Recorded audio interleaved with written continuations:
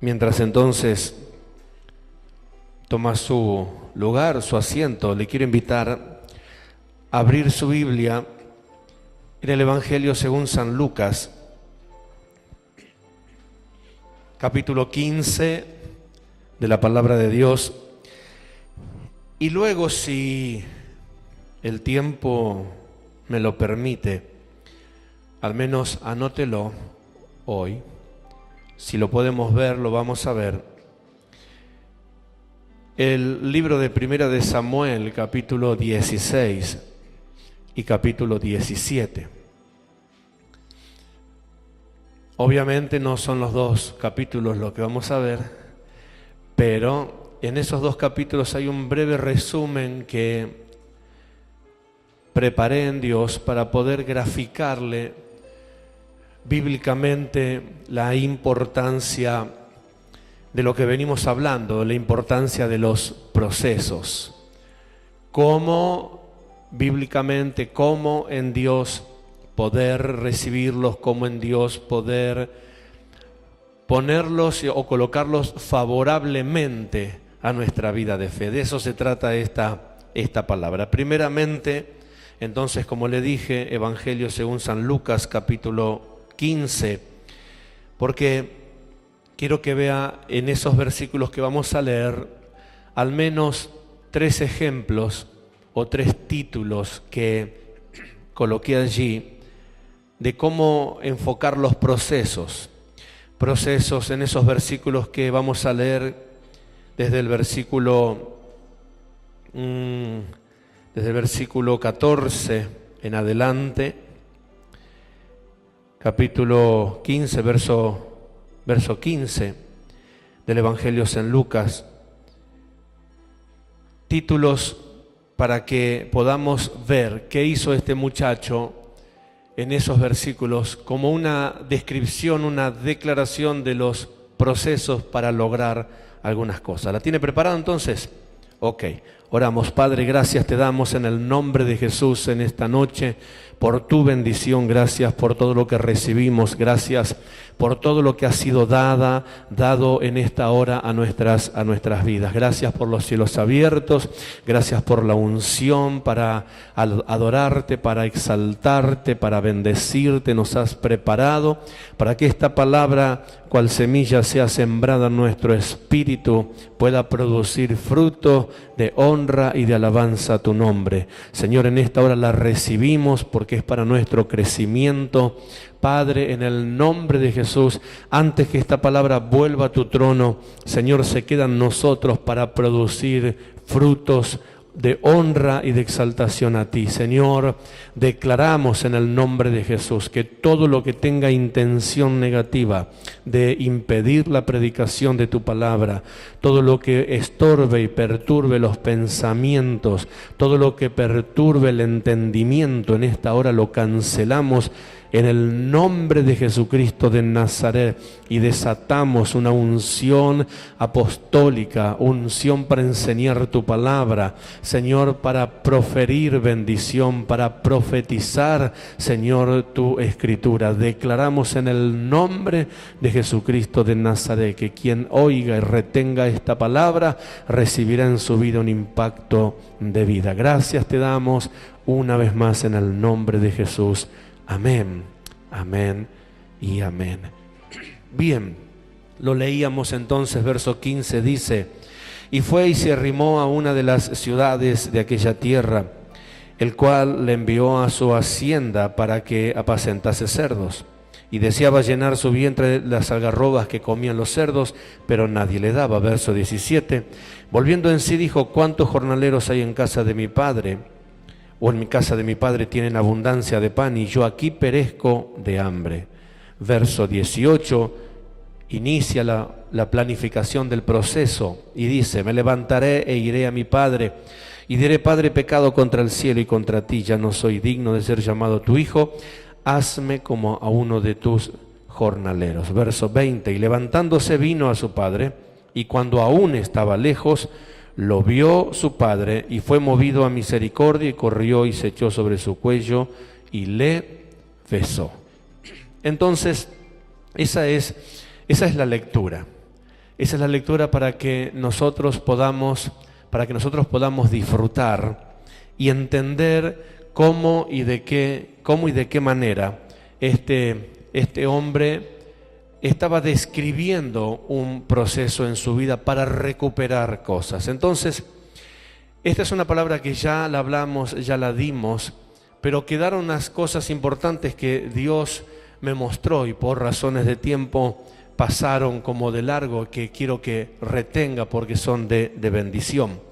Cuando este hombre se encuentra en esa situación, este muchacho se encuentra en esa situación, él planifica de alguna manera, y Dios me hacía ver que lo que él estaba planificando no es otra cosa que los procesos que tenía que hacer, esa lista de cosas que él tenía que hacer para poder restablecer o para poder recuperar o para poder volver a alcanzar o volver a tener lo que por diferentes motivos él había descuidado, desaprovechado o desperdiciado. Entonces pensaba en estos días cuando Dios me hablaba esta palabra que por alguna curiosa razón el hombre natural vive haciendo procesos en todos los órdenes de su vida, desde que se levanta hasta que se acuesta. Está involucrado con procesos. Estudiaba o pensaba los que van a estudiar, están 7 años, 8 años, lo que fuese, estudiando, y ellos creen que van todos los días a hacer lo mismo, y por verlo de esa forma, algunos se cansan, algunos se aburren, o algunos toman el colegio como un fastidio, decir, otra vez, no veo la hora que llegue el sábado, el viernes para no ir, y parece como que esos 2 días de viernes al lunes es maravilloso porque se libraron 2 días de la escuela. Y debe ser maravilloso, ¿eh? Yo no recuerdo mucho, pero calculo que debe ser maravilloso.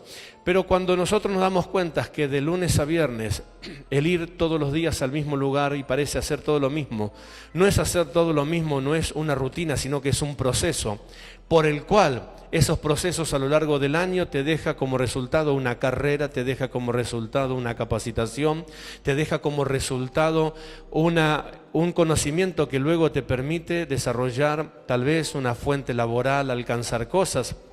Cuando de esa forma no se ve y se ve de la otra forma como un castigo, como que está castigado a ir a estudiar porque si no sus padres lo mandan a trabajar en algunos casos, o si no se les terminan algunos privilegios, entonces comienza a producirse un fastidio sobre eso que hace. Pensaban los que estudian, pensaban en los que trabajan, en los que desarrollan diferentes actividades, una empresa constructora, imagínate, no sé lo que demora, no me acuerdo, lo pregunté la vez pasada, ¿cuánto demora en hacer una torre de tantos pisos en la construcción, en la albañilería? Que 1 año, ¿cuánto es?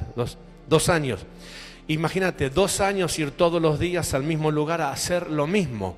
Entonces, cuando uno va pasando, que no está involucrado en eso, uno va viendo, si pasa todos los días por el mismo lugar, que aunque toda la gente haga lo mismo, no está haciendo lo mismo, sino que está, a través de ese proceso, le está dando una definición a algo que solamente está en un papel. Eso que está en un papel no se consigue lograrlo, alcanzarlo, terminarlo, si no se atraviesan esos procesos. Y mucha gente que trabaja de esa forma, por 2 años entró en ese proceso de construcción. Ellos van a cumplir porque tienen que cobrar, porque tienen que recibir su dinero, pero uno que no está involucrado va viendo que de golpe parece ser que empezaron a escarbar y cuando menos se quisieron dar cuenta hay una terrible torre, un edificio hermoso, y ahí se despierta la idea de decir, uy, ¿cuánto valdrá eso? Hay empresas que dicen, compre desde los cimientos. Creo que Pilaí, una de esas, dice, compre desde los cimientos, te invitan. Pero la verdad es que nadie compra de los cimientos, porque la mayoría compra lo que se ve que ya está hecho, porque lo que se ve de lo que ya está hecho es lo que llama la atención, es lo que gusta.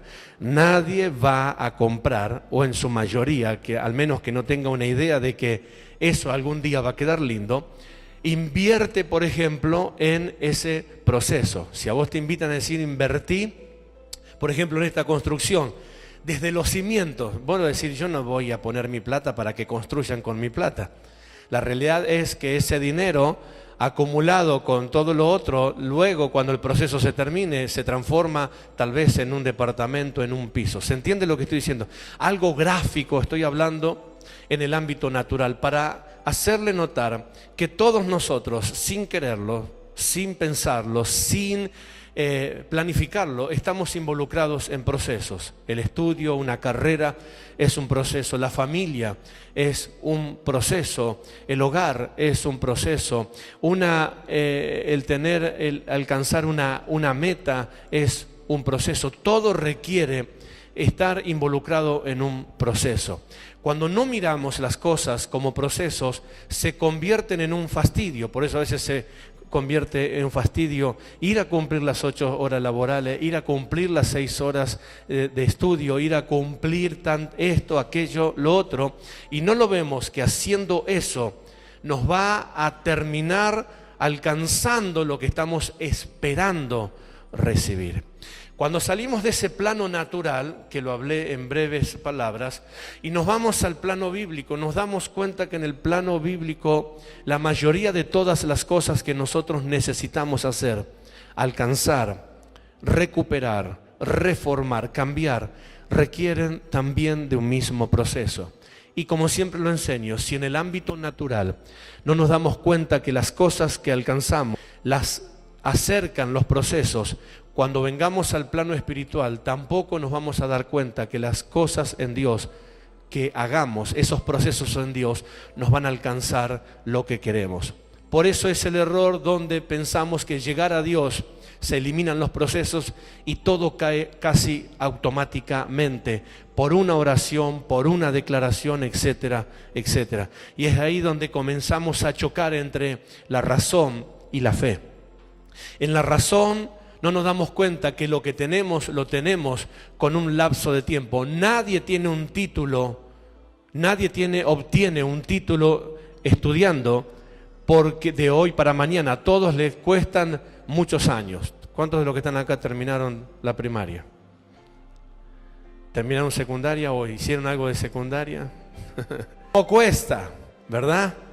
¿Cómo cuesta? Y si no se hizo secundario, para poder alcanzar conocimiento también requiere estudio, de otra forma, pero requiere estudio, requiere acumulación de tiempo. Por eso hablarles de proceso es necesario. ¿Qué es el proceso? Transcurso del tiempo. Diga conmigo, me tengo que hacer amigo del tiempo que transcurre. Cuando el tiempo transcurre y transcurre involucrándote en algo que tenés planificado, no es pérdida de tiempo. Vamos a una mueblería, en alguno de los que trabajamos en la construcción de muebles para el hogar, la gente va a la mueblería y dice, wow, qué hermoso mueble para comprar, y no sabe que para que eso esté allí y tenga ese valor, y la gente, ¿cuántas veces te pasó que fuiste a averiguar por algo para comprar y cuando te dijeron el precio, casi saliste disparando? Tanto cuesta. Es que lo vimos terminado. Pero cuando yo pasé por la etapa de trabajar en la construcción de muebles, ahí entendí que cuánto hay que hacer para que luego alguien cargue en un flete uno de esos muebles y luzca tan bonito en su casa. El trabajo que lleva. Pero no estamos preparados para ver procesos, estamos preparados para ver productos finales. Decía que tienes a tu lado, no estamos preparados para ver procesos. El hombre no está preparado para descubrir los procesos, para ver los procesos. El hombre tiene la visión para ver solamente ¿qué? Lo que está terminado. Y lo que está terminado tiene un costo, y el costo de lo que está terminado no es por lo que está terminado, sino por lo que costó hacerlo. Imagínense que usted a un clic en su celular, en su tablet, puede tener 1 hora y media de predicación. Pero para que usted llegue a 1 hora y media de predicación en su dispositivo móvil, mire cómo estoy. Claro, como esto se llega a otros lugares hay que hablar bien, para no decir a su celu. En su dispositivo móvil hay un montón de procesos. Primeramente, estar preparado y equipado para hablar correctamente y decir lo que hay que decir. Tener la disponibilidad y los elementos a filmar, los medios para filmar, el que hace esa situación, el que se lleva el material, el que lo tiene que procesar, lo tiene que limpiar, correr imperfecciones, sacar imperfecciones, enviar para que lo revise y le dé el ok, esto está mal, hay una palabra corrida, se saca. Una vez que está todo bien bonito como tiene que estar, entonces se envía a la red, se sube, se descarga el link y después se envía y se distribuye a los lugares que hay que. Entonces cuando luego le decís, bueno, tal vez si se comercializaría, que no lo hacemos, pero si se comercializaría y se diría, bueno, este material si usted lo quiere tener sale tanto, tanto. Y ahí donde después viene de hecho, mirá, cuánto cobra por esa palabra. No se está cobrando por esa palabra. Y si algo se cobraría, se está cobrando por el proceso que requirió llegar a esa palabra. Pero como no estamos preparados para entender procesos, no estamos preparados para entender que para llegar a ese final hay un montón de cosas que hacer. ¿Me sigue entendiendo lo que estoy hablando? Ok, entonces ahora este muchacho se encuentra en una situación que dice, ¿cómo vuelvo? Mira conmigo, ¿cómo vuelvo? ¿Cómo vuelvo? Que esa es la pregunta del millón. Mayormente, siempre que nos acontece algo, nos hacemos esa pregunta. ¿Cómo vuelvo? ¿Con qué cara? Etcétera, etcétera, etcétera, etcétera. Entonces este muchacho, verso 20, hace una planificación. Él se grafica en la mente. Él dice, me levantaré e iré, verso 18, me levantaré e iré a mi padre y le diré, Padre, he pecado contra el cielo y contra ti. Ya no soy digno de ser llamado tu hijo, hazme como a uno de tus jornaleros. Terminamos acá y pensamos que es una oración de arrepentimiento, rápida y sencilla. Total, el Padre es bueno, misericordioso y lo va a bendecir con todo amor. En realidad, ese es el producto final, porque cuando terminamos de leer esto, y todas las veces que escuché predicar esta palabra, siempre se resaltó el producto final, en que el padre corrió a él, lo besó, lo llevó de vuelta a la casa, le puso anillo en el dedo, calzado en los pies, el mejor vestido, hizo un gran asado para todo el mundo, fiesta, banda musical. ¿Por qué? Porque el hijo había regresado. Entonces la predicación termina en que no importa lo que haya acontecido, etcétera, etcétera, etcétera, si venimos a Dios, Dios hace una gran fiesta porque volvimos. Y la verdad que Dios se merece un aplauso porque Dios es así. Pero lo interesante acá es descubrir el proceso que el muchacho hizo para volver a la casa de su padre. Porque que el padre haya hecho todo lo que hizo con el muchacho fue producto de un proceso que él planificó, elaboró y se animó a desarrollar. Entonces los procesos te acercan al objetivo final. Diga conmigo, los procesos me acercan al objetivo final. ¿Cuál era el objetivo del muchacho? ¿Terminar como uno de los jornaleros? Todo el que es hijo, ¿cómo quiere continuar? ¿Siendo hijo o siendo un empleado común de su padre? Siendo hijo. El que es hijo no quiere perder la condición de hijo, ¿sí? El que tiene algo favorable a él, no quiere perder lo que tiene. Entonces el objetivo final del muchacho no era decirle al padre lo que el padre quería oír. El objetivo final del muchacho era volver a la casa del padre y recuperar su condición. Lo que pasa es que él desarrolló un proceso que le dio un resultado final. ¿Quiere ver cuál fue ese proceso? Son 4 pasos bien prácticos y sencillos. Número 1, él planifica recuperar su condición. Él planifica recuperar su condición. Él planifica recuperar su condición de hijo dando el primer paso. Verso 18. Lo voy a llamar que me venga a buscar, papi. ¿Dice así? Verso 18. Y él se tiene que dar cuenta que estoy mal y que lo necesito. ¿Qué dice ahí? Me levantaré. Me levantaré. ¿Qué implica levantarse? para alguien que está caído? ¿Qué implica levantarse para alguien que está desganado? ¿Qué implica para alguien levantarse que está desalentado? ¿Qué implica? Esfuerzo. Entonces el proceso para recuperar su condición anterior, que por motivos X, sin ser jueces, por motivos X, no vamos a acusar al muchacho, por motivos X, él la perdió, él entendía que para recuperar tenía que empezar con esfuerzo. Y no es fácil resaltar esta palabra, porque hablar de esfuerzo cuando estamos motivados es fácil, porque cuando vos estás motivado las fuerzas te sobran, porque estás motivado. Moisés había muerto y Dios había llamado a Josué, y cuando Dios lo llama a Josué le dice: tú entrarás a la tierra prometida y bendeciré al pueblo y tú repartirás la tierra por heredad. Ellos la habían esperado 40 años. Después de 40 años viene Dios y le dice: dentro de pocos días van a entrar a la tierra prometida. Si usted lee el capítulo 3 de Josué, dice que Josué se levantó muy de mañana. ¿Por qué se levantó muy de mañana si hacía 3 días atrás había muerto su gran líder, había muerto su referente, había muerto lo que representaba a Moisés? Él se levantó muy de mañana porque estaba motivado.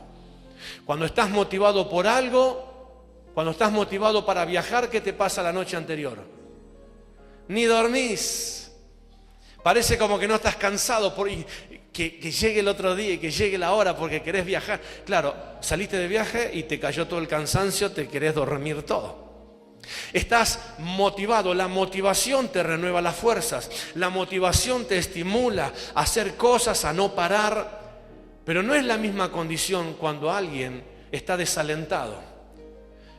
Cuando alguien está desanimado, cuando alguien pasó por una situación difícil, cuando alguien atravesó un momento oscuro en su vida, cuando alguien con más razón como este muchacho se dio cuenta que había desperdiciado un montón de cosas, no era fácil decir me levantaré. Por eso él lo estaba planificando. Él dice: si yo necesito recuperar lo que desperdicié, tengo que empezar con esfuerzo. Diga conmigo: esfuerzo.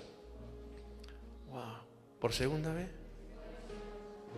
Para que me sienta un poco mejor. Gracias. Esfuerzo. Y decirle a un hermano, decirle a una persona, a alguien que está sano, que se esfuerce en algo es fácil, pero decirle a alguien que tiene un diagnóstico irreversible, que tiene un diagnóstico que no lo esperaba, una situación física que no, decirle: bueno, pero metele gana a vos que está bien, metele gana a vos que no te pasa nada.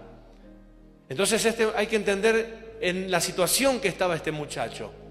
Por eso él dice: me levantaré, me tengo que levantar. Número 1, diga eso, vamos, me tengo que levantar. ¿Por qué decirte esto? Porque si vos no entendés que sos vos el que te tenés que levantar, te quedarás allí por el resto de tu vida, porque nadie te levantará. Hola. Decía que tenés a tu lado: yo me tengo que levantar. Y alguno me dirá: no, pero yo tengo gente buena que me anima. Eso no es que alguien te levante. Te pueden animar, pero el único que se puede levantar es uno mismo. ¿Me escuchó lo que dije? Te pueden animar, pero el único que se puede levantar es uno mismo. Te pueden alentar, pero el único que se puede levantar de una condición es el que está determinado a no quedarse allí por el resto de sus días. Te pueden decir: no, vamos que se puede, y todas las clases de palabras sabidas y por haber que nos gusta y que necesitamos de vez en cuando oír, pero el único que en serio te puede levantar es la determinación de uno mismo de no morirse en esa condición. Algunos dicen: el único que te puede levantar es Dios, y te digo en esta noche con toda la seriedad de la unción con la cual fui revestido para predicar este evangelio: aún Dios está limitado en levantarte, si vos no estás determinado a ir donde tenés que ir. Porque Dios no obliga a nadie. ¿Me está escuchando? Dios te puede decir, estoy acá. Dios te puede decir, no estás solo, estoy contigo. ¿Recuerdan ese muchacho que estuvo postrado 38 años junto al estanque de Betesda, que podía ser sanado en cualquier lugar? ¿Recuerda eso? Jesús no lo levantó, Jesús no lo alzó, no le hizo masajes, no le hizo kinesiología, le hizo una pregunta: ¿querés ser sano? Y cuando el muchacho entendió lo que Dios le estaba diciendo, le dijo que se levantara. Y cuando el muchacho intentó levantarse, al mismo instante sus tobillos se afirmaron. ¿Quién fue el que lo levantó? Y algunos terminaron diciendo, ¿viste? Jesús levantó. Jesús hizo la obra porque encontró en el hombre la determinación de querer levantarse. Entonces no es poca cosa lo que este muchacho está diciendo. Me levantaré, está diciendo, yo soy el que va a cambiar mi condición. Yo soy el que va a modificar la situación en la cual estoy. Yo soy el que, claro, con la ayuda de Dios, con la ayuda de todos los que puedan ayudar. Eso implica el acompañamiento. Pero yo estoy determinado a vivir de otra forma, a hacer otra forma. Me levantaré, esfuerzo. Nadie que no esté determinado a hacer esfuerzo no podrá levantarse de su condición, no podrá salir de su condición, no podrá vencer su obstáculo, no podrá modificar su condición, porque eso se modifica con esfuerzo. Si el que tienes a tu lado es esfuerzo. ¿Por segunda? Gracias. Luego dice, me esforzaré, o sea, me levantaré e iré. Esto es lo más maravilloso. No depender de que alguien te acerque, no depender de que alguien te vaya a buscar, no depender de que alguien te socorra. Me levantaré e iré, como sea, como pueda, como esté, aunque sea arrastrándome, pero yo tengo que ir. Diga conmigo, tengo que ir. ¿Por segunda vez? Y a veces no solamente estoy hablando del ir físicamente. ¿Cuántas veces necesitamos ir a la presencia de Dios como estamos? ¿Alguna vez no te pasó sentir de que qué difícil que está acceder a la presencia de Dios y decir, mira cómo estoy en esta condición, en esta situación, que no tenía aliento ni para decirle, Dios? Me están filmando, no me dejes solo. Y está bien el que ora por ti. Y está bien el que clama por ti. Pero cuán necesario es la determinación de decir, iré. Yo voy a ir a la presencia de mi Padre. Yo voy a ir. Y fíjese lo que dice el muchacho. Me levantaré e iré ¿a dónde? A mi Padre. ¿Por qué iré a mi Padre y no iré a cualquier otro? Él podría haber dicho, bueno, iré a mi hermano a ver si mi hermano puede interceder por mí. E iré a mi tío a ver si mi tío va y habla. No, él dice, yo no quiero intermediario. Diga conmigo, no necesito intermediario. No necesito intermediarios. Ahí está, se me lengua la traba. No necesito que alguien hable por mí. Yo voy a ir. Iré significa ir, iré a, es hacer el mismo camino. Diga conmigo, a veces hay que hacer el mismo camino. El camino que se hizo para hacer esto, para restaurarlo, hay que volver a hacer el mismo camino. Estaba el profeta en una situación donde había destruido a todos los profetas de Baal y a los profetas de Acera. 850 profetas degolló en el arroyo Sison. 400 de Baal y 450 de Acera o de Aserá. Una jornada de avivamiento terrible, no había quedado un solo profeta pagano en pie, pero había una reina. Y la reina le mandó a decir al profeta que mañana a esta hora la cabeza del profeta sería como la cabeza de uno de estos profetas que él había matado. Y después de haber degollado a 850 profetas paganos, el mensaje negativo de una mujer, no sé, lo agarró con la guardia baja, lo agarró cansado, no sé en qué situación de crisis lo agarró, que él salió y dice que corrió un día de camino y llegó hasta cierto lugar y se escondió en una cueva. Y ahí estaba el profeta. Después de provocar un avivamiento tremendo, ahora se sentía morir y dice: he quedado solo, solo soy, y me buscan para matarme. Empezó esa situación, ¿no?, de angustia. Y Dios lo fue a visitar y le dice: ¿qué haces aquí, Elías? Oh, lo que pasa es que estoy escondido porque me buscan para matarme. Pero, a ver, terminaste de destruir a 850, no a uno, a dos, a 850 paganos. ¿Cómo me vas a decir, nadie te tocó, nadie te hizo frente? ¿Por qué ahora tenés esta sensación de que ahora sí te van a destruir? Lo que pasa es que él estaba bloqueado, cansado, abatido. Perdió la capacidad de ver con claridad las cosas. Dios lo sustentó con comida, comió, bebió, se durmió, se despertó, volvió a comer, volvió a beber, se durmió, se despertó. Y dice la Escritura, fortalecido con aquella comida, ¿sabe qué le dijo Dios?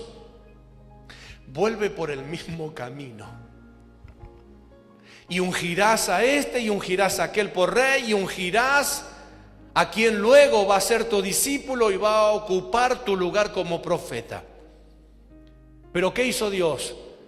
Lo hizo volver por el mismo camino, porque el camino que él había tomado era un camino equivocado. Él había errado el camino, corrió todo un día.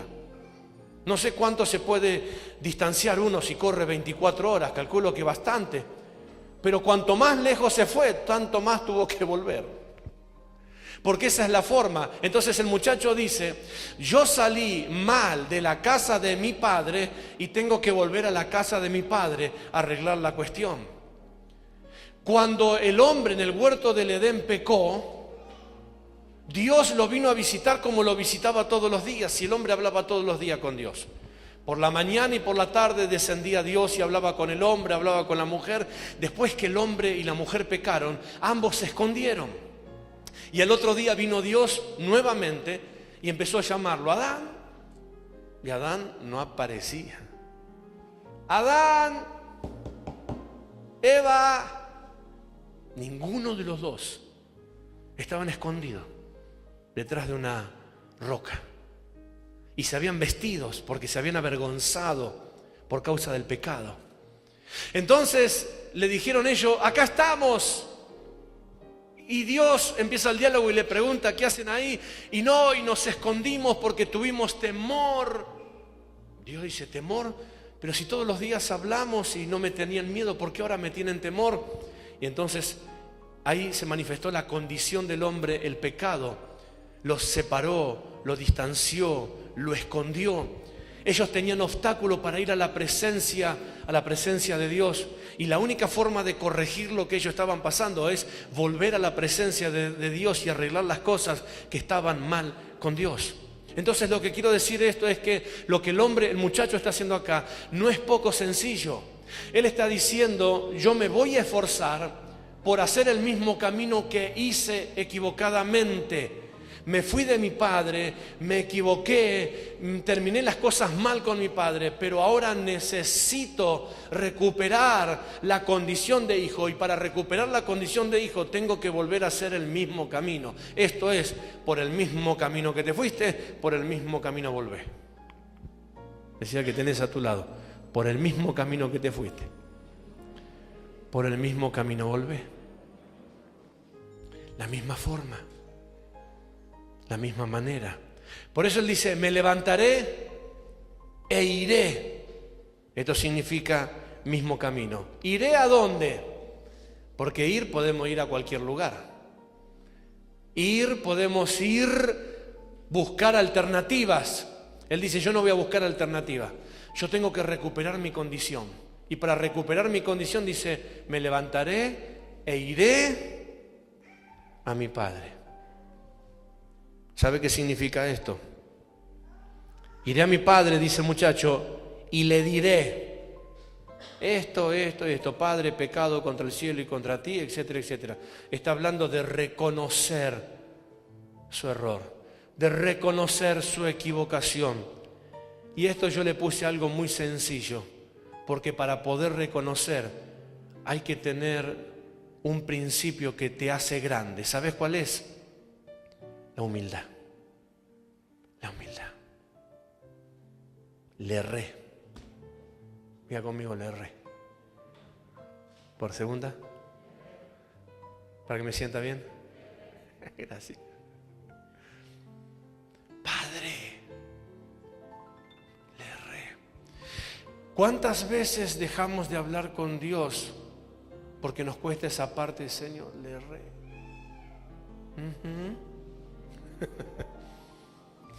Y por no decirle a Dios, le erré, ¿cuánto tiempo pasamos sin hablar con Él?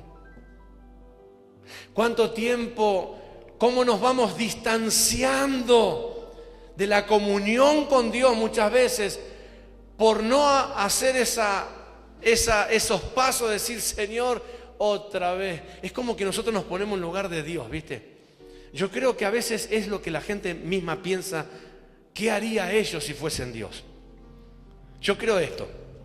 ¿Por qué? Porque si no, no habría personas que le diga a Dios, que le cueste, le pese decir, y Señor, vengo otra vez. Es como que si les pasaría a ellos, no aguantarían, como diciendo, otra vez venís con la misma. ¿Cuántos de los que están acá aguantarían a alguien varias veces que venga con la misma historia? No. Entonces, cuando esto lo tomamos así, luego, si tenemos que ir a Dios por la misma cuestión, ¿qué hacemos? No vamos. Porque nosotros pensamos que Dios piensa como nosotros pensaríamos. ¿Sabe una cosa, Señor? No quiero, no. Y Dios dice, pero ¿por qué no venís y me contás? Otra vez te tengo que... Y no queremos ir a Dios a contarle otra vez. Pero la única forma de recuperar condición es volver al mismo camino. Es volver por donde torcimos. Es ir a Dios y decirle, Padre, otra vez. He pecado contra el cielo, contra ti. Le erré, me equivoqué. Por eso le puse una palabra una capacidad tan fácil, tan pequeña, pero que es tan difícil, que es la humildad. Porque la humildad es la herramienta más poderosa que tenemos para reconocer si nos equivocamos, para reconocer si le erramos, para reconocer que no estuvimos a la altura a lo mejor de la circunstancia o de la situación, para decir la verdad, mordí banquina o se me pelaron los cables, el adjetivo calificativo que quiera y que le parezca más adecuado. Entonces el muchacho dice, me levantaré, esto es esfuerzo. Número 2, e iré al lugar correcto. ¿Iré a dónde? A donde tengo que restaurar, a donde tengo que corregir. Iré al área que se afectó, iré a la situación que se quebró, iré, como quien diría, al punto de partida. Y diré, yo recuerdo cuando alguien quería pedir perdón por situaciones que había hecho. Entonces, a mí me preguntan cómo funciona el perdón bíblico. Entonces, es muy difícil graficarlo, porque cuando hablamos del perdón, estamos mal preparados para entender el perdón.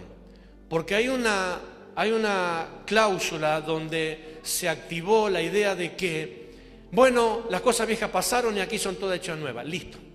Ya pasó, lo pasado, pisado. No me diga. Entonces esa es la idea de perdón. Te hice, me hiciste, bueno, no, olvidemos y arranquemos de nuevo. Cuando se llega a la iglesia y hay falta de conocimiento y falta de enseñanza, la idea de perdonar es eso. Ay, ni el Señor se acuerda, te va a acordar vos. Justamente, yo no soy Dios, así que no me puedo olvidar. El perdón no es ese principio, no es de esa forma. El perdón bíblico es restitución. El verdadero perdón es restitución. Diga conmigo, el verdadero perdón es restitución. ¿Por qué el perdón bíblico es restitución? Cuando nosotros pedimos perdón como hijos, Dios nos perdona como hijos, pero el perdón de Dios es que nos restituye. Por eso esta es una ilustración de la relación de perdón entre Dios y su iglesia. La iglesia se sentía como que no merecía recuperar su condición, y sin embargo el Padre la perdonó y le devolvió la condición. Ese es el verdadero perdón. Perdón es igual a restitución. No hay perdón hasta que no haya restitución de lo que se destruyó, de lo que se perdió. Por eso a veces es tan fácil errar, porque no tenemos la idea de lo que cuesta restaurar algo. Se rompe, pero te dice, ay, se me rompió, bueno, discúlpame, y listo. ¿Me está escuchando? El verdadero perdón no es ese. Toda la lectura bíblica que usted lee del perdón, el verdadero perdón en la ley de Moisés está asociado a la restitución. El que rompe, el que abre, el que ensucia, claro. No es el código de convivencia. ¿Sabe qué es eso? Es la forma correcta de hacer las cosas. Entonces alguien que hizo algo feo contra el ministerio, contra la iglesia, contra los hermanos, contra algunos de ustedes, volvió a la iglesia. Entonces, como tenían la idea de decir, bueno, vuelvo y pido perdón y ya está, y listo, empiezo nuevo, le dije, ¿vos estás arrepentido en serio? Sí, no sabes, estoy re arrepentido. ¿En serio estás re arrepentido? Oh, me siento re mal. Y estoy re arrepentido de todo lo que dije, de todo lo que hice, etcétera, etcétera. Ok, ¿y quién sabe esto? ¿Cómo? ¿Y quién sabe que estás arrepentido, re arrepentido y que querés corregir la situación? No, nadie. Ah, bueno. Entonces es imposible que haya un verdadero perdón. Si vos verdaderamente estás arrepentido y estás verdaderamente necesitado de corregir esto que hiciste, ahora vas a tener que ir a todos los lugares, a la casa de todos los hermanos, y andá a cada uno de ellos y decirle que vos te equivocaste, que vos hablaste mal, que vos difamaste la iglesia, que vos difamaste el ministerio, que vos criticaste a los hermanos, que todos los que te oyeron hablar mal de los hermanos, ahora te oigan hablar bien, que todos se enteren y sepan que verdaderamente estás arrepentido. Ese es el verdadero perdón. Cuando se aprende esto, entonces no se habla con prontitud, no se critica tan fácil, no se difama a los hermanos tan rápido. ¿Se entiende lo que estoy diciendo? Porque como cuesta ahora corregir, entonces antes de destruir lo pienso varias veces. Es fácil arruinar la tarea de una persona durante años con difamaciones, con críticas, y después decir, ay no, lo que pasa es que lo dije en un momento pero ya está, ya estoy arrepentido. Ah, y todos los demás que escucharon que eras una porquería, ¿cómo te miran ahora? ¿Alguna vez juntó en una bolsa un manojo, buena cantidad de pluma, o hizo una almohada de pluma? ¿Tuvo almohada de pluma alguna vez? Esto es lo mismo. Cuando el perdón no es bíblico, es romper una almohada de pluma y después querer juntar todas las plumas de nuevo. No se puede, ¿verdad que no se puede? Siempre alguna se pierde y la junté y parece que la junté y se vuelan más. Es como el bolsón de Tergopol, si no pluma, Tergopol. El Tergopol es más barato. Es como que el Tergopol se te desparrama y lo querés barrer, lo barré y vuela, no lo juntás nunca más. Bueno, cuando no hay un perdón bíblico pasa exactamente lo mismo. Y la gente tiene que aprender. Por eso lo que hizo el muchacho es mucho más que un breve relato para leerlo y para pasarlo así porque sí. Él dijo, me voy a esforzar porque me tengo que esforzar. Tengo que hacer coraje, tengo que ser valiente. Me voy a levantar. Yo determino levantarme. Y voy a volver. Iré, no a cualquier lugar, al lugar correcto. ¿Iré a qué? Lo que ensucié lo limpio, lo que lo rompí lo construyo, lo que critiqué lo corrijo. Si ensucié la imagen de alguien, ahora tengo que trabajar para limpiar la imagen de alguien. Es el verdadero perdón. Porque es fácil decir el arreglo entre palabras. No, pero ya está todo bien, el Señor ya... Yo lo mandé a ese muchacho y le dije, anda, hacé todo esto y después, cuando termines, volvé que vamos a hablar. Bueno, hizo la mitad de lo que tenía que hacer. Fue a los lugares que más le convenía porque sabía que iba a ir al lugar donde lo iban a sacar mal. Y después de todo eso, lo volvimos a recibir. ¿Y qué? Volvió a hacer lo mismo.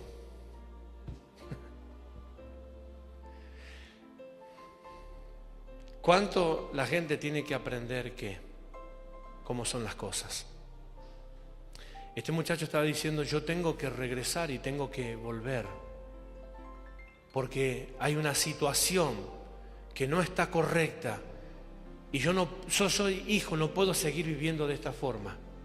Diga conmigo, soy hijo y no puedo dejar de serlo. Cuando nosotros somos hijos, estamos determinados a no dejar de serlo. Esto implica que no nos vamos a conformar con menos de volver a ser los hijos de Dios que tenemos que ser. ¿Qué sigue diciendo este muchacho? Me levantaré, iré y diré a mi padre. No a cualquiera, le diré a quien le tengo que decir. Diga conmigo, a quien le tenga que decir. Entonces, eso es ser humilde, reconocer su condición, su equivocación, lo que fuese que sea. Y luego termina diciéndole al padre, le diré a mi padre, no soy digno de ser llamado tu hijo, hazme como uno de tus jornaleros. Y está bien lo que estaba diciendo el muchacho, porque él no se había comportado como hijo. No soy digno, o sea, no me merezco. Por eso, antes que esto, se tiene que manifestar la humildad. Porque cuando no hay humildad, es imposible reconocer lo que no somos. El muchacho dice, con lo que yo hice perdí mi condición de. No puedo ser tratado de la misma manera. Y esto es trabajar de la confianza, esto es hablar de todas esas cosas que cuando esas cosas se pierden hay que trabajar duro para recuperarla. Cuando la confianza en algo se pierde, hay que trabajar mucho para volver a ganar la confianza en algo. No es así nomás. Cuando alguien te traicionó, cuando alguien que vos confiaste te dejó expuesto para volver a confiar, no es así, no es que el Señor va a bajar y te va a tocar y va a decir, bueno, a partir de ahora sí sos el más confiable de la tierra. Hay que trabajar. Por eso el muchacho dijo, no vuelvo como hijo. Yo ya sé que no soy digno de seguir siendo lo que era cuando me fui de acá. Tan solo haceme uno de tus jornaleros. Él no volvió a reclamar lo que era de él. Él no volvió a reclamar su condición. Él no volvió a su padre a reclamar su título, porque él era consciente de que su título él mismo lo había destruido como heredero. Entonces el muchacho estaba diciendo, estoy determinado a cosechar lo que sembré. Estoy determinado a que las cosas sean como tienen que ser. Él no le dice al padre, mirá que volví, así que tratame como antes. Si te tengo que tratar como antes, te lo tenés que ganar. Hola. Si necesitas que confíe como confiante, lo tenés que restaurar. Tenés que trabajar duro para recuperar la confianza. Tenés que trabajar duro para recuperar el hecho de la seguridad en la otra persona. Cuando alguien te miente una vez, te miente otra vez, y te miente, y te miente, y te miente, y te miente. ¿Cómo creerle después que de buenas a primera con un encuentro con Dios no te va a mentir más? Entonces fíjese, una persona que vivía mintiendo, ¿qué pasó? Luego vino a Dios, un culto, se recibió al Señor, nueva criatura. ¿Quién va a creer eso? Las cosas viejas pasaron, etcétera, etcétera, y aquí son todas hechas nuevas. Entonces ahora te dice una cosa y sí, le creo de primera. No le creo nada. ¿Cuántos no creen nada? Nadie quiere levantar la mano, ¿eh? ¿Por qué no le crees al que antes te mentía siempre? Por una sencilla razón, que era mentiroso. No importa que ahora tenga a Dios. Lo que tiene que hacer en Dios es ganarse el derecho a la verdad. Por eso el escrito dice que el que mentía, no mienta más. Que el que mentía, no mienta más. No es el hecho de que Dios sabe, ya Dios no es el hecho de que Dios sabe. Es que yo debo hacer las cosas como tengo que hacer, demostrar. El muchacho estaba diciendo, yo soy consciente de que lo que sembré, lo cosecho. Cuando la gente sembró desconfianza, luego se enoja y dice, pero a mí nadie me tiene confianza. Es lo que sembraste. Pero a mí nadie me cree. ¿Y por qué será? Tal vez porque siempre antes dijiste mentira, pero ahora estoy en Dios. Y bueno, con más razón. Ahora tendrás que trabajar en Dios para que vean que cambiaste. Por eso era necesario hablar tanto de los procesos. La conversión misma bíblica, la verdadera conversión, no se logra de la noche a la mañana. No se logra. Si no es todos los días, hasta que lleguemos a la estatura del varón perfecto. ¿Cómo se llega a una estatura adecuada? ¿Cómo se llega a una estatura X de la noche a la mañana? Con los años, con el tiempo. Solamente en la Pantera Rosa pasa que lo inflan. ¿Vio esa parte? Lo inflan y de la nada, terrible músculos, todo. ¿Sabés que sería algo maravilloso, no? Y aparece. No, eso no se logra. No es así. Es una falacia. No existe. Y en Dios tampoco nada es así. Ahora, esta es una primera parte para que entendamos que este muchacho, y cerré la historia de este muchacho, que era muy importante. Algo trascendental hizo, por eso el resultado vino después. Cuando el padre lo vio, no vio a un jornalero, vio a un hijo. Cuando el padre lo vio, no vio a un desconocido, vio al hijo. Cuando el padre lo vio, no vio a un mendigo, vio a un heredero. Cuando el padre lo vio a él, no estaba viendo a alguien enemistado con él estaba viendo a su hijo que regresaba. Eso es lo que él consiguió como resultado de lo que hizo. Cuando nosotros hacemos estas etapas, entonces cuando venimos a Dios y venimos a Dios, Dios es esto lo que está mirando. Pero antes que Dios vea esto en nuestras vidas, Él dijo, me levantaré, iré, diré y me presentaré para que el Padre haga conmigo como tenga que hacer. Eso es proceso. El proceso siempre, el proceso de algo siempre te va a acercar el final de lo que estás esperando. El proceso de algo. Si empezaste a construir, con el paso de los años va a venir que el final de obra. Algunos pueden decirte, ¿y cuánto hace que estás construyendo? No importa, ya voy a terminar. Ya, tranquila. ¿Cuál es el apuro? Diga conmigo, ya lo voy a terminar. Ahora, para terminar, lo que hay que hacer. Primero hay que empezar y segundo hay que seguir haciendo. ¿Te imaginas sentado todos los días? bajo la planta. Ya la voy a terminar, pero ni siquiera sumarle a un ladrillo aunque sea, pero sumáselo. Entonces sí, algún día se va a terminar. Ahora, la historia bíblica que te mencioné anteriormente, ¿cuál es el motivo de esta palabra? Que entiendas que aunque Dios sea todopoderoso y tremendamente poderoso, el reino no es mágico. El reino no es un reino que te hace algo extraordinario hoy y 24 horas después de no haber sido nada. Si 24 horas anteriores no eras nada, para poder ser algo hay que pasar un proceso. El rey David fue un hombre que llegó a ser lo que es tan inspirador para nuestra vida de fe.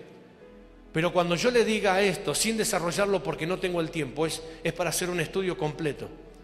Pero como sé que me está prestando atención y está entendiendo lo que estoy hablando, se lo voy a leer rápidamente. El rey David fue un hombre que cautivó el intelecto de mucha gente y cautivó los púlpitos en las predicaciones, porque fue un hombre que verdaderamente impactó Israel, Jerusalén, y es utilizado, menos en el pecado, es utilizado como una herramienta de superación. De hecho, es tomado como tipo de Cristo. Pero fíjese lo que voy a decirle. Le dije que anotara si quería, para que usted lo lea en su casa y corrobore lo que le estoy hablando. Primera de Samuel, capítulo 16 y capítulo 17. En el capítulo 16 y en el capítulo 17 existen varias cosas. Mire, verso 13, por ejemplo, David fue ungido. En el verso 21, David se convirtió en escudero y músico personal del rey Saúl. En el capítulo 17, en el verso 51, se convierte en un guerrero vencedor. Ese es el capítulo donde David derrota a Goliat. Estas son cosas que ustedes ya saben, ¿sí? En el capítulo 18, versículo 21, del capítulo 18 al capítulo 21, 18, 19, 20, 21, 4 capítulos que muestran todos los lugares donde David fue perseguido, donde David fue buscado para ser sacrificado, donde intentaron destruirlo de todas las formas sabidas y por haber. Luego llegamos a 2 de Samuel, capítulo 2, versículo 4, donde David es ungido como rey en Judá. Y en el capítulo 5 de 2 de Samuel, en el versículo 3, recién ahí David es ungido como rey de Israel. Ahora, ¿qué le leí esto? Bien, déjenme mostrar algunas cosas. Desde el primer versículo que le di, en 1 de Samuel 16:13, donde David es ungido, ahí David recibe la unción de Dios. Él era pastor de ovejas, recibe la unción de Dios, y luego inmediatamente a eso viene una batalla contra Israel. Los filisteos se levantan en guerra, y es donde David derrota a Goliat. ¿Conocen la historia? Sí. ¿Cuántos años tenía David cuando mató a Goliat? Tan solo 18 años. Escuche esto. 18 años y se convirtió David en un guerrero vencedor. Ahora, de los 18 años hasta que empezó a reinar, David empezó a reinar a los 30 años de edad, porque nadie podía reinar anteriormente. Por eso es tipo de Cristo, porque Jesús también esperó hasta los 30 años conforme a la ley para poder reinar. Ahora manténgase en esto. David nació, era el menor de 8 hermanos. Implicaba esto que era el más mimadito, que era el que estaba siempre ahí. Había 7 antes que él, que hacían las tareas más difíciles, trabajaban en el campo, etc. Él estaba ahí. Pero vino el profeta Samuel a ungir a uno de ellos 8, y el padre le presentó primero a los 7 primeros hermanos, y Dios le habla al profeta y le dice: no, ninguno de estos 7 son, hay otro más. Entonces pregunta, dice: ¿tenés otro hijo más? Sí, está en el campo. Él le dio un par de ovejas, ¿qué? Para que se entretenga, porque tenerlo en casa todo el día. Entonces lo mandan a buscar, lo trae. El profeta recibe palabra de Dios y dice: este es, y lo ungen. el que iba a ser rey de Israel. Escuche esto, iba a ser rey de Israel. Elegido por Dios, conforme a la voluntad divina, pero todavía no tenía ni siquiera 18 años. O sea que pasó del nacimiento hasta ese momento de ungimiento 18 años. Diga conmigo procesos. ¿Por segunda vez? Procesos. Mata a Goliat, 18 años, y se convierte en escudero personal del rey Saúl. De los 18 años hasta que empezó a reinar, o sea, pasaron algunos, mire esto, él a los 30 empieza a reinar, así que 18 o 30 menos 18 pasaron 12 años. ¿Me está escuchando? Nació y es ungido, lo ungieron a los 18. De los 18 a los 30 pasaron 12 años. ¿Qué pasó en esos 12 años? Lo corrieron por todos lados. Nadie lo quería. Llegó la cueva de Adulán, estaba sin casa, estaba en el desierto. Todos lo criticaban, todos lo difamaban. Saúl hizo las 1001 por destruirlo, por matarlo. Llegaba a los filisteos a buscar refugio, los filisteos no querían saber nada con él. Era como el hermano repelente. Nadie, ahuyentaba a todo el mundo, nadie lo quería. 12 años en el desierto corriendo, disparando. No tenía paz, no tenía tranquilidad. Pero escuchá, a los 18 fue ungido para ser rey de Israel. O sea que pasaron 18 años haciendo lo natural. Después de la unción pasaron 12 años. 12 años siendo perseguido por la unción que tenía, que él no había pedido. ¿Me está escuchando? 12 años siendo enemigo de todo el mundo porque ahora era ungido. 12 años porque tenía la fama de haber derribado al gigante. ¿Y sabe por qué Saúl se enojó tanto con él? Porque cuando vienen de derrotar al gigante Goliat, las mujeres salieron a festejar y todos festejaban, inventaron una alabanza. Entonces decían, Saúl mató a sus miles y David a sus 10.000. Saúl mató a sus miles y David a sus 10.000. Cuando el rey escuchó eso, dijo, basta que le den el reino a este. ¿Cómo que yo maté a 1000 y este mató a 10.000? No le gustó la popularidad. Entonces dijo, más vale que lo limpie porque me voy a quedar sin trono. Ese fue el costo de la unción. 12 años escondido en las cuevas, 12 años en el desierto, 12 años perseguido de acá para allá, 12 años que le buscaban la ocasión para matarlo, para venderlo. Nadie confiaba en él, nadie tenía certeza de él, no podía establecerse como familia, no podía establecerse como hogar, no podía establecerse nada. ¿Por qué? Porque cuando pasaba un tiempo en un lugar se enteraba Saúl y mandaba ejército a matarlo. Diga conmigo, no era justo. Pero estaba pasando un proceso. En esos 12 años, ese proceso lo llevan hasta los 30 años de edad. 12 más 18, 30. Y cuando llega a los 30 años de edad, ¿qué cree que pasa? Dios lo unge para ser rey de Israel. Entonces termina siendo rey de Judá. Un reino más chico. Un reinado menor. Pero él tenía que pasar procesos. Él estaba aprendiendo a ser un buen segundo para luego ser un buen primero. ¿Cuántas veces yo le hablé de que nosotros podemos tener promesas grandes? ¿Y cuánta gente aborta esa conquista grande por decir, yo ya estoy preparada, yo estoy para cosas más grandes, no para acomodarle la silla al pastor? Eso le pasaba a David. Él había sido ungido para ser rey de Israel, no para ser rey de Judá, un reinado menor. Y reinó en Judá 7 años. O sea que 18 años hasta que fue ungido. De los 18 a los 30 pasaron 12 años perseguido. De los 30 a los 37 años de edad, él estuvo reinando sobre Judá. Y luego de los 37 años, él fue llevado a Jerusalén. Y por fin, a los 37 años de edad, él recibió la unción a los 18.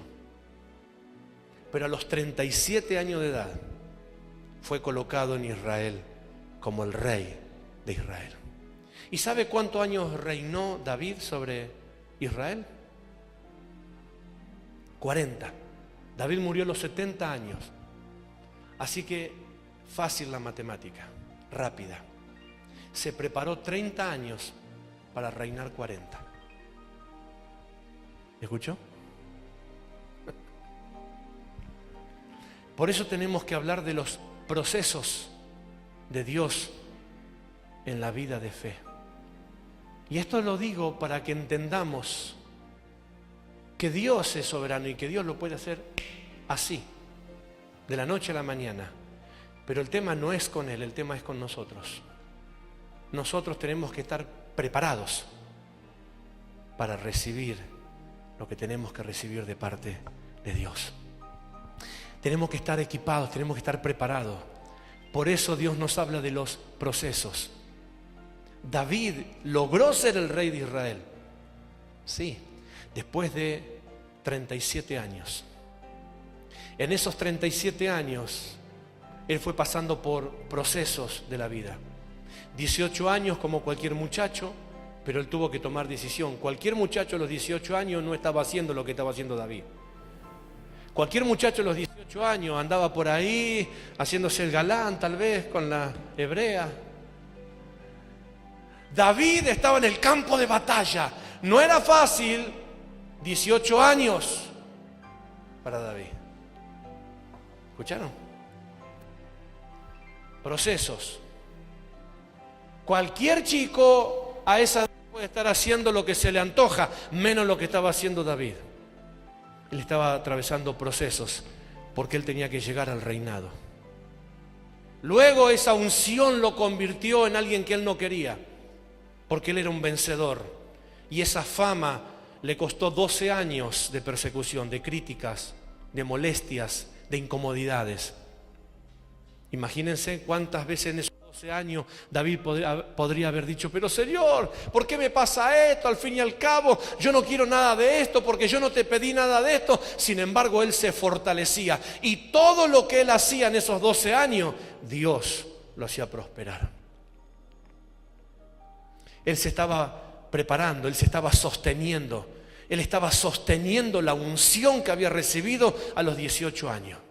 Él estaba preparado. Él estaba practicando levantarse, lo que dijo el muchacho: me levantaré. David estaba en la cueva de Adulán y se le sumaron todos los enlutados, los endeudados, los empobrecidos. ¿Quién va a querer un pueblo como ese? Cualquier pastor, si le dan una iglesia como esa, va a decir: ¿qué hago con esta gente? No, olvídate, busquen otro pastor. Sin embargo, de ahí se levantaron los 300 valientes que luego de 12 años lo llevaron a David al trono de Israel. Y esos que estaban enlutados, empobrecidos, que estaban enfermos, perseguidos, que no tenían identidad, por estar tantos años con la unción de David, se convirtieron en generales. Entonces escucho a predicadores decir: los generales de Dios. Y no llegaron a ser generales de Dios porque salieron de una academia militar. Llegaron a ser los generales de Dios porque se aguantaron 30 y pico de años perseguidos, maltratados, incomodados, difamados, criticados. Ellos se ganaron el derecho a llamarse generales de Dios. Lo que quiero decirte es que los procesos que vos te atrevas a pasar son los que te van a dar el título que al fin y al cabo vas a recibir de parte de Dios. Los generales de Dios, como si fuese algo sencillo. Yo le diría a muchos de ellos: ¿querés ser un general de Dios? Como que es un título, ¿verdad? Como que te sirve para mirar al hermano por arriba del hombro. Los generales de Dios se ganaron el derecho como Eleazar, el hijo de Dodo, ¿sabe? Vinieron los filisteos a robarle el fruto a Israel. Y él sacó su espada para pelear porque él estaba acompañado con otros. Dice la Escritura que cuando él miró hacia atrás no había nadie. Se fueron todos los valientes. Y la Escritura relata que Eleazar, el hijo de Dodo, uno que se convirtió en los generales del rey David, blandió su lanza, su espada, y peleó contra los filisteos y defendió su campo de lenteja, hasta que la espada se le pegó a la mano y venció a sus enemigos. ¿Qué significa esto? No es que la espada tenía la gotita. La espada le hizo una ampolla. Y él no dijo, ay, que venga otro a hacer esto porque yo no puedo más. Estoy cansado, pastor. Peleó con ampolla y todo, y siguió peleando con la mano ampollada, y la ampolla se le reventó. ¿Usted sabe qué pasa cuando se revienta una ampolla? Sale una agüita y es como pegajosa. Se me cortó todo acá. Entonces, ¿qué? Ahí está. ¿Qué es lo que aconteció? Lo siguiente. Ampollado y todo, siguió peleando, la ampolla se le reventó y la carne viva de su mano se le pegó a la empuñadura de la espada, pero el tipo no aflojó un tranco. Él dijo, no le voy a ceder el campo de lenteja a estos filisteos incircuncisos. ¿Cómo no después se va a ganar el título de generales de David? ¿Está entendiendo lo que le hablo, verdad? ¿Está dispuesto? ¿Está dispuesta? Los procesos no son malos en Dios. Son necesarios porque te forjan carácter, porque te descubren a vos mismo, porque son capaces de demostrarte que sos más fuerte de lo que pensabas. Hay gente que es más fuerte de lo que se imagina.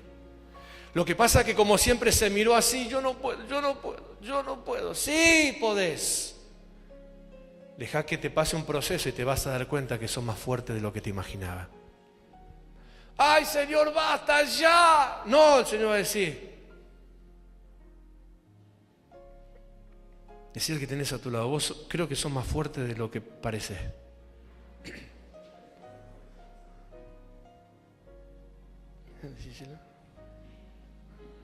Mírale, decirle, creo que sos más fuerte de lo que parece. Para que me sienta bien, vamos, otra vez. Claro, creo que sos más fuerte, che, de lo que parece. Creo que el diablo se equivocó contigo. Él creyó que no eras capaz, pero creo que sos más capaz de lo que él cree. Creo que sos más fuerte de lo que él piensa. Descubrilo. Eso está ahí adentro. Eso es lo que Dios te dio. Eso es lo que ya tenés. Porque no nos dio Dios, ¿qué? Espíritu de cobardía, sino de amor, poder y dominio propio. Gracias. Eso está ahí adentro. Hoy tal vez no reunís la condición ni de soldado raso. Pero ¿sabés qué Dios puso adentro? El espíritu de un general de reino. Cuando la gente te ve, ¿qué ve? Un cadete. Dios puso en mí un espíritu de conquistador, un espíritu de general, un espíritu de guerrero, un espíritu que está preparado y diseñado para poder entrar y salir vencedor. Eso es. Eso es. No importa cómo te vean los demás. Lo importante es que vos sepas qué es lo que tenés dentro tuyo. Y terminé con esto. Los procesos en Dios, con Dios y a través de Dios son los procesos que te van a terminar llevando al lugar final de tu recompensa. Ahora tenés que estar determinado a hacer lo que hizo este muchacho. Lo primero de todo, me levantaré. ¿Está preparado para eso? Entonces póngase en pie. Acompáñenme, por favor. Me levantaré. Me levantaré. Me levantaré. Pensaba en tantos de estos. Wow. Cuando llegaron a la cueva de Adulam, no eran nadie, no eran nada. No tenían capacidades, no tenían armamentos, no tenían nada.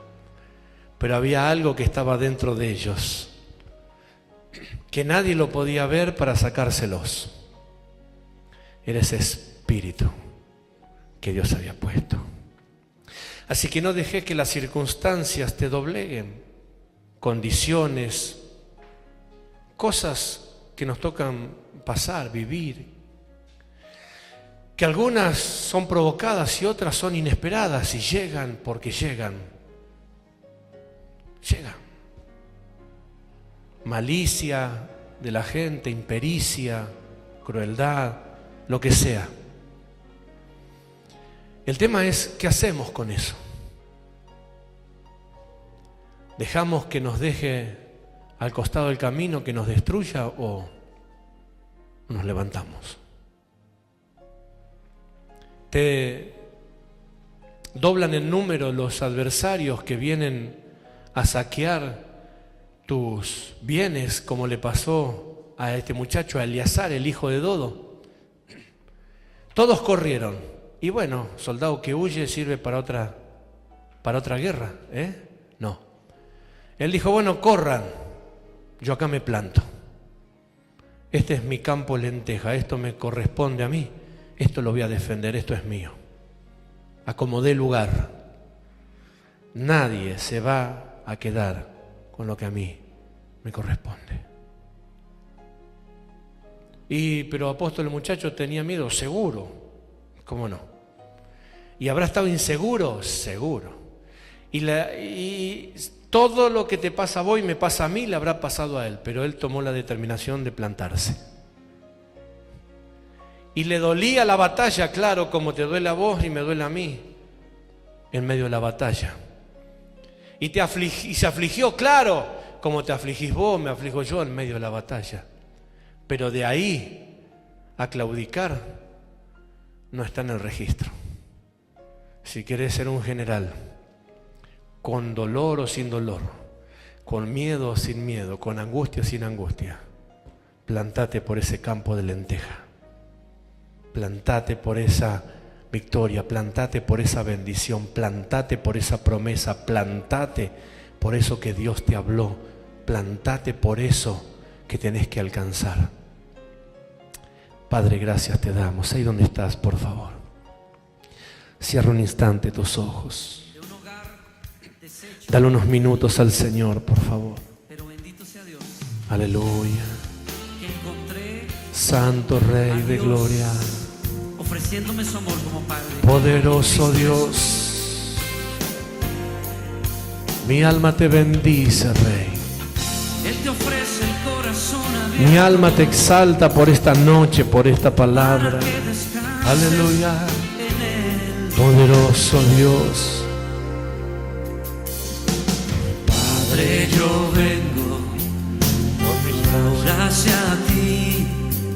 Como un niño yo corro a tus brazos. Sí, Señor. Y tú me recibes con los brazos abiertos, mi buen Padre. Esa es la parte de Dios. Padre, no te preocupes Padre, por eso. Estoy en mi casa. Yo quiero invitarte en esta noche, que es donde tú estás, te propongas a vos mismo, te propongas a vos mismo no quedarte, no rendirte, no retroceder, no abandonar, no desertar, no avergonzar al reino. Te propongo por esta palabra ahí donde estás, que le puedas decir a Dios ¿Cuán estás determinado en los procesos que te toquen vivir? Antes de volver a casa, quiero invitarte que afiances esta columna y que le digas al Señor: Señor, yo me levanto. Alguno estará pensando, pero si yo no me caí, no me voy a levantar. Establecelo como principio: yo me levanto. Esto significa, pase lo que pase, acontezca lo que acontezca, yo no me voy a quedar en el piso. Si algo me derriba, me levanto. Si algo me empuja y me hace caer, me levanto. Si algo me estorba y me corre del camino, me levanto. Yo me levanto. Alguien en esta noche establece para su vida: yo me levanto. Alguien está diciéndole al Señor: Señor, toma nota en esta noche. Yo, antes de volverme a casa, te quiero dejar este registro: yo me levanto. Cualquiera sea la circunstancia, yo me levanto. Claro, me levanto en tu nombre. Claro, me levanto fortalecido por ti. Claro, me levanto con tu ayuda. Sí, pero yo determino levantarme. Hoy le cierro las puertas a toda posibilidad de quedarme tirado en el piso. Yo me levanto. No importa la noticia, no importa la circunstancia, no importa el comentario, no importa la batalla, no importa la lucha, no importa la aflicción, no importa la situación. Yo me levanto, yo me levanto, yo me levanto, yo me levanto. Mi buen Padre. En el nombre de Jesús, yo me levanto. Alguien le dice al Señor en esta noche: seguro estoy, confiado, fortalecido, resguardado, custodiado. Mi buen Padre. Pero yo me levanto. Padre mío y Dios mío, no interesa las circunstancias, ya no me preocupan las situaciones o circunstancias provocadas o enviadas por vivir. Lo que sí sé es que yo me levanto. ¿Alguien le declararía esto al Señor en esta noche? ¿Alguien toma esta palabra? Si alguien toma esta palabra, rápidamente ponga una mano sobre su corazón. Quiero orar. Quiero guiarte en una oración para que declares. Ahí donde estás, con los ojos cerrados, todo, nadie se distrae. Los que van a recibir esta prédica a través del internet, donde se encuentran, si toman esta palabra, pongan una mano sobre su corazón y hagan esta declaración de fe. Diga conmigo: Padre, en el nombre de Jesús, recibo esta palabra y testifico públicamente delante de tu trono, delante de tu altar, que esta palabra la tomo y la recibo, la creo y es para mí. En el nombre de Jesús, con tu ayuda, con tu fortaleza, con tu guía, con tu dirección, con tu revelación, con tu unción, hoy determino levantarme. Padre mío y Dios mío, anota este registro. Declaro en el nombre de Jesús que con la ayuda del Espíritu Santo y con la palabra de Dios, no habrá nada que venga contra mí para destruirme que me deje tirado en el suelo. De cualquiera fuera la situación o circunstancia que me toque vivir, yo me levanto. Yo me levanto en el nombre de Jesús. Padre mío y Dios mío, se desata dentro de mí ese espíritu de general para conquistar, para vencer, para derribar, para perseguir, para alcanzar, para proclamar, para vencer. En el nombre de Jesús, hoy, Dios mío, recibo esta unción y lo declaro en mi vida.